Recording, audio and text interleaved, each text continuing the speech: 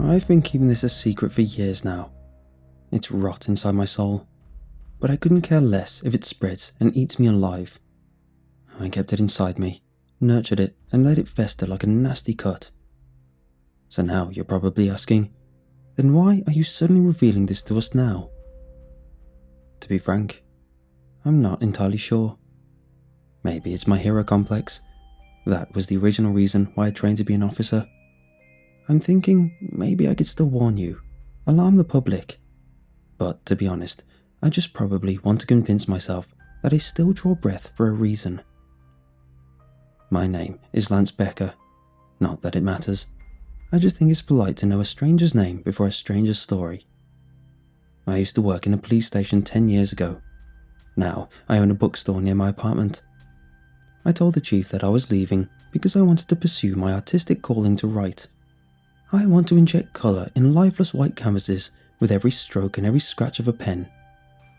That's the BS I told them, but I'm pretty sure they didn't buy it. If they did, they wouldn't still be watching me 24/7. No matter how much dirt you smear into those bumpers and windows, I know a discreet government car when I see one. You see, I left the force for a reason I'm not allowed to discuss. A reason I couldn't discuss. But I've moved past the sleepless nights and haunted visions. I'm ready to tell you what happened to Papswall. It was June 26, 2008. I was in charge of the night shift. Together with me at the station was my good friend, Brom, and the new girl, Joanne. Brom and I went way back in high school. We considered ourselves particularly ordinary. We grew up without any answers to what we want our future jobs to be. We never aspired of being a scientist, a programmer, or an athlete, but at least I had some semblance of a goal or a dream. I've always wanted to join the Justice League. Be a hero, you know. Well, you can figure out how that went down. When the time came where we'd have to answer the question for real, backed up in the corner, Brom and I simply just decided to join the police force. Joanne's story is quite different. She wanted this position. She had that bright, starry-eyed perspective of what it's like working as an officer. Didn't want to break it to her. She needed to figure that out herself. Not like that, though. Not that phone call. 2:35 a.m. We were all minding our business inside the station. The room would almost be pitch black if it wasn't for the warm light of our desk lamps. We'd only get up from our seats to use the bathroom, stretch, or fetch coffee. Brom occasionally threw things at me to keep himself entertained. Whether it be stupid dad jokes or peanuts, it was a 50-50. I needed a reason to turn my neck away from my computer anyway. It was a somewhat peaceful night, until the phone beside me rang. Brom almost immediately groaned, because it meant we probably needed to do our actual jobs. Joanne perked up, like a puppy hearing a treat bag shaken up. Me, I flinched. I got surprised. I never expected a call at 2 a.m, so I had to take a deep breath to calm my suddenly racing heart before I could answer. The man's name was Peter. Peter Ingram. He was a resident of a small neighbouring town named Papswall. The last time I checked, it had a population of only 300 or so. It was the seaside, so it was kind of a fishing place. People there were, traditionally, I like to say. Most of the town was still covered in wet soil, and the streets aren't made of concrete either. I only got to visit the town when I was a kid, and the only thing I remembered is the smell of fish in the air. They had their own police station, if I could remember correctly, so the call was very much odd and alarming. That wasn't what gave the situation away, though. It was the loud panting and panicked voice he had while talking to me. He was stuttering, catching his breath, and trying his best to relay the situation. I thought to myself, he must have killed someone. No, he might be in danger. Someone might want to hurt him. Was there a fire, a hostage situation? Is his family in danger, in need of an ambulance? It wasn't any of those things. A girl flew into the sky. That was word for word. What? I knee-jerkingly replied. He said that a girl was hoisted up to the sky. Lots of people saw it, he said, and she disappeared in the dark rumbling cloud above them. The clouds, he mentioned them in detail too. It wasn't like the clouds you typically see outside. It was kind of a blanket. He told me it was just one big sheet, the size of the whole town. No stars, no moon, just clouds. I turned the loudspeaker on so the two people around me could take a listen. Maybe because I was waiting for Brom to say it. And, of course he did. "It's a bloody prank," Brom sneered. I gave a flat smile. "Sir, I would need more details of your situation," I asked. Brom was running his finger across his neck and shaking his head. Peter proceeded to recount what happened. He told me that he was simply taking a cigarette on his porch when people started running in the streets, shouting to get the residents inside their houses. He immediately complied out of panic. Within the safety of his windows, he saw a woman with her head up high, floating towards the clouds. "Sir, I need you to stay put. Lock your doors. We'll be there shortly," I simply responded without a second thought. "You mental?" Brom raised his voice. He got up and walked towards me to place his finger at the mute button.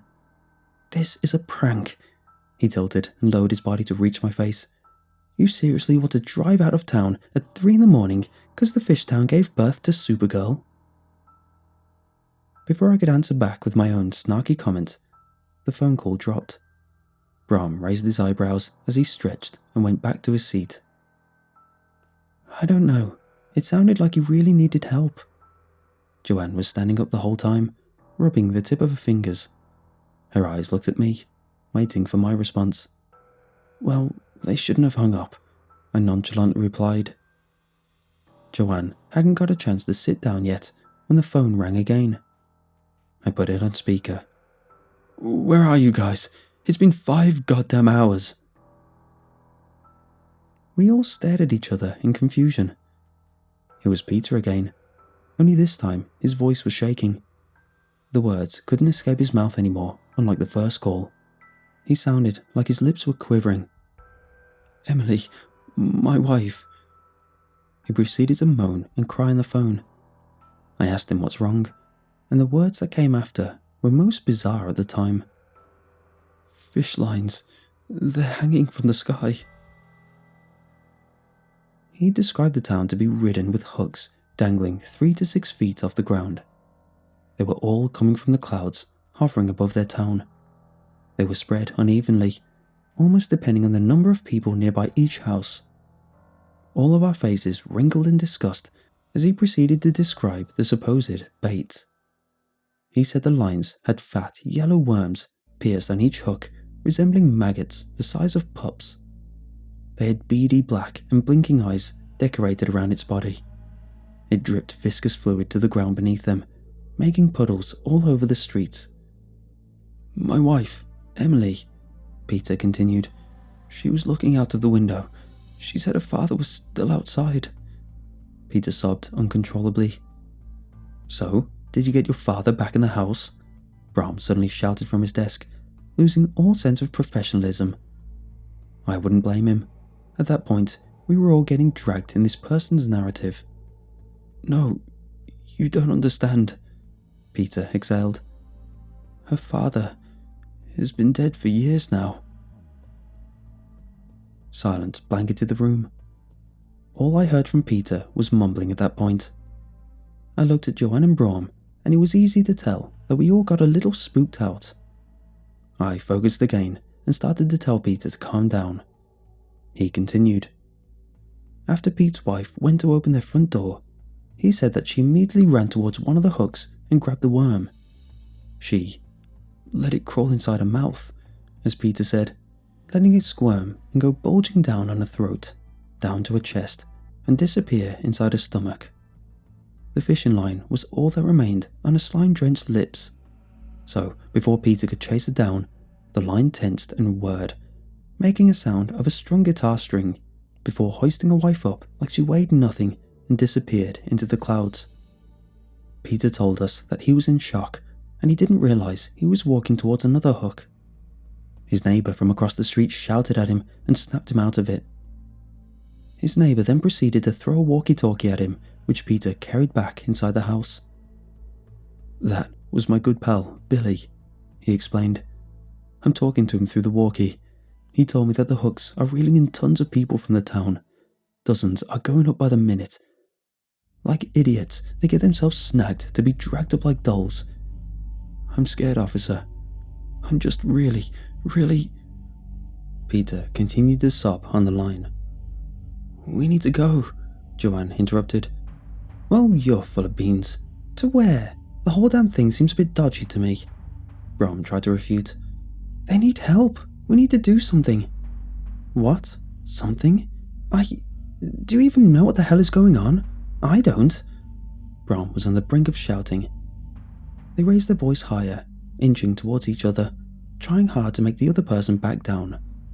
I was as confused as both of them, but I had to intervene. "We're going," I said. Although almost whispering, they both paused and looked at me. Brom was taking a deep breath, ready to say something that would probably have led me to a different decision. But I said no before the words could even climb out of his chest. The light from our lamps wasn't enough to reveal the sweat beading on our foreheads, but also how our shoulders stiffened, how Joanne kept touching her buttons, and how Brom kept biting the skin off his lips.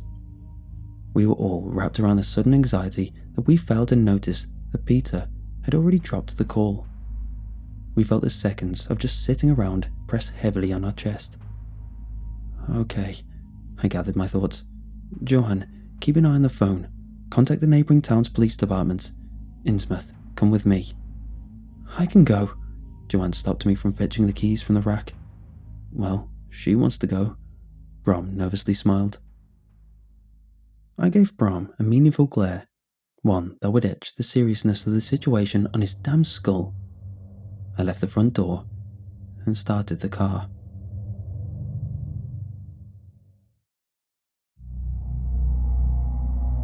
Brom entered the vehicle almost in a trance.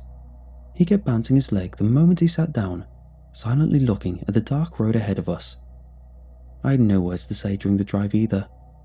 It was an hour-long drive to the town, but it felt like we came there much sooner than we wanted to be. I let out a deep sigh upon stopping at the road sign.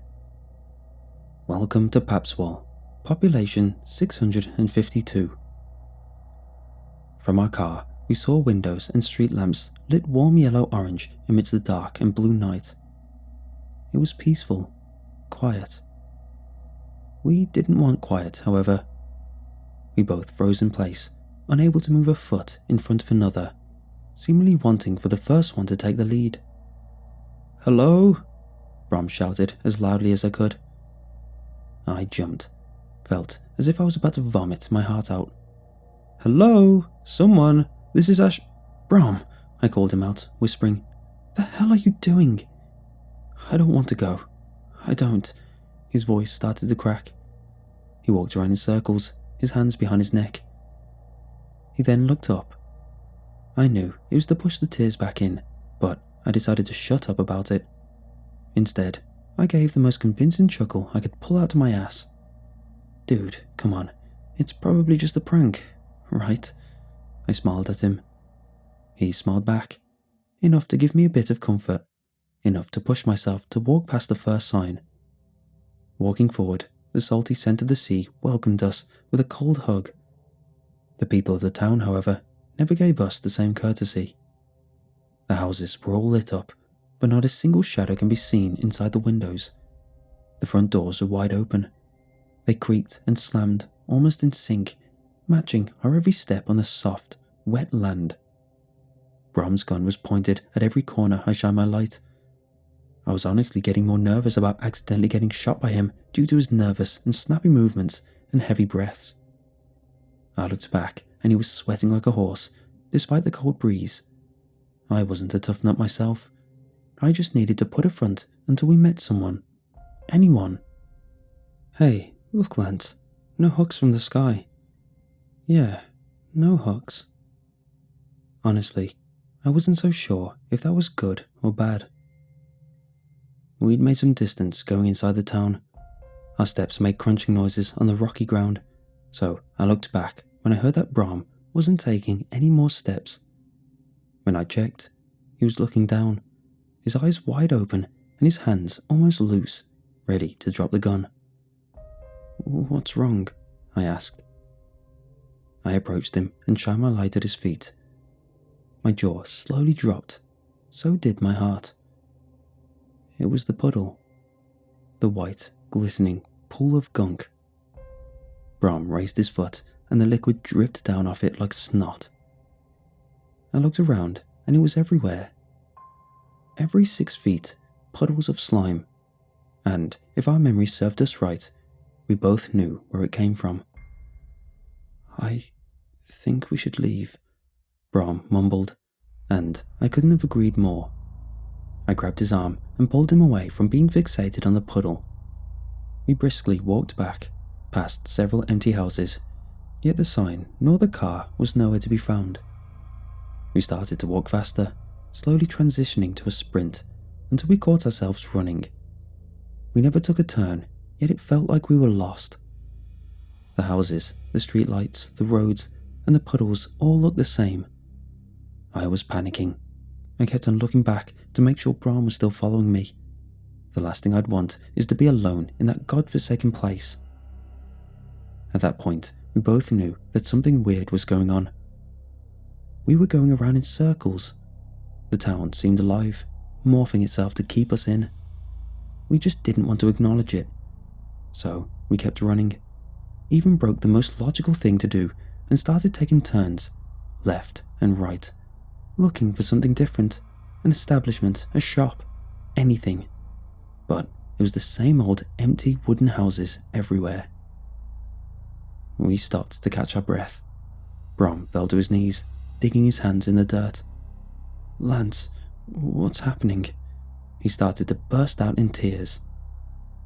I looked around while grabbing the hair from the back of my head, looking for a sign, looking for a way out, when something caught both of our attention. A phone was ringing inside the house on our left. "Where are you going? Someone might be able to help us," I replied. I pulled my gun out and pointed at the front door before kicking it in. I didn't need to. The door opened up by itself because of the wind, almost causing me to lose my balance from trying to kick it and trip. I called out for anyone inside the house. No response. I slowly approached the phone. It was a dirty white with a pink hand-stitched holder at its handle. I took a deep breath and answered. What blasted on my ears was the sound of a grating scream coming from a woman. "No, hello? Please stay put." I pulled back a little before I could recognize the voice. "Joanne?" I replied. "Becca?" she replied. "How are you there?" "We're at Papswall." "But how? You just left minutes ago." Everything was starting to spin around me. "What?" I asked her. "Lance, the sign." Brom called for me outside. It felt like a knife was pulled out from my chest. My smile was almost ear to ear. "Joanne, have you been calling the neighbouring stations?" No answer. The call already dropped. I didn't have time to think about what happened and simply ran outside the house and followed Brom sprinting towards the car. When I got in to start the engine, I noticed that he was still standing outside the car, looking at the town. I lowered the window to call him inside, but he wasn't answering. I got out of the car again. "Brom, let's go," I called out. I looked into the direction he was staring at and saw it.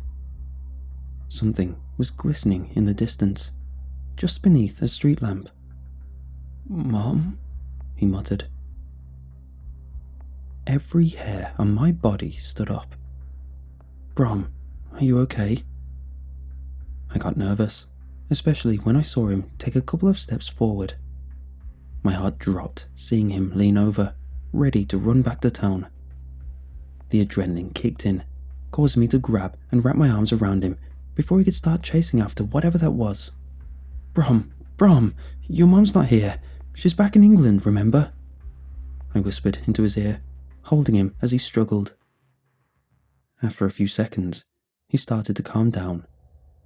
He looked at me, confused as to why we were at the ground. Yeah, she is.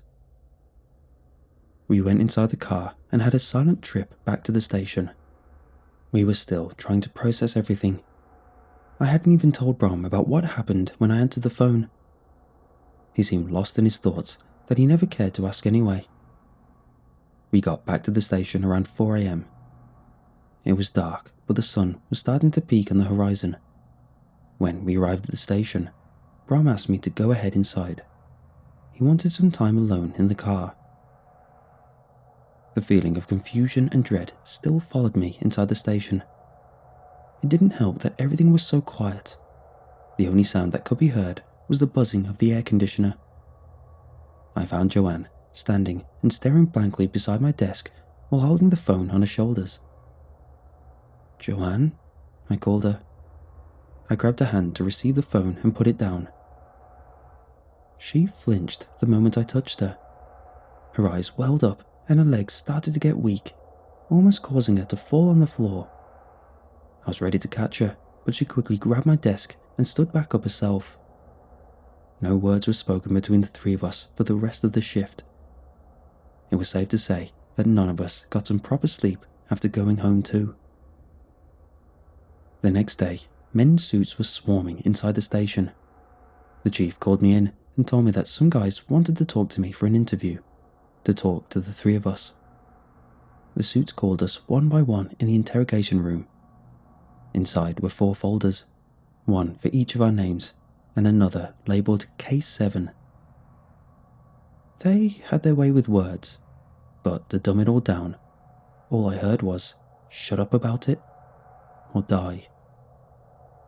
It was pretty obvious to me that they had no idea what was happening either, or at least aren't in any control of what happened.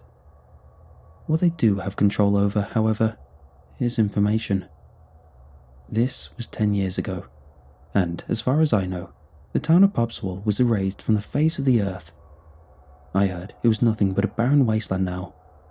It's not on the internet, nor any map you could find. No one would ever remember its name, except for the three of us, I guess. Brom was the first one to resign, went back to England to stay with his family. I resigned after. Having to see the phone beside me every day became too much for me to handle. Joanne, she stayed, but I never heard from her for a long time. This kind of thing sticks with you. It haunts your very core. Nothing you can do about it. You can't escape. So I let it eat me. It ate me up like maggots. Even though the suits tried their best, I still managed to save something from what happened. I got a copy of the recording of the calls. It was my own sick, masochistic idea of trying to remember the 652 people that disappeared that day. I still play the recordings on loop before I go to sleep, but not all of them. Not until recently. Maybe this is the reason why I decided to tell this story. Why I decided to scratch the itch a little. Not to warn you of large clouds and dangling hooks, no. But because Joanne sent me something. Something I didn't need to hear. Maybe I just want someone, you, to take a glimpse at the horror we've been through. Not so much of a hero now, am I? I didn't need to know. I didn't need to hear the call that Joanne received that night after Brom and I left the station. But there's no point in crying over spilled milk. The suits are coming for me now after this anyway. So I just let it eat me. Let it eat my soul and let it eat my sanity. Or what's left of it. Start playback of recording 26/06/2008, 3:06 a.m. Click. Joanne. Good morning, Ashbury Police Department. Peter. Hello? I was talking to Billy over the walkie, and he told me there might be a way out of... Static. Sir? Mr. Ingram? Oh God, Billy's kid. He's outside. He's running towards a hook. No, Joey, stop. Mr. Ingram, whatever you do, please stay put. He grabbed his son. They're both being pulled up. Oh God. Click. Static. Billy, let go! Silence. Click. Static. Billy? Sir? From the walkie.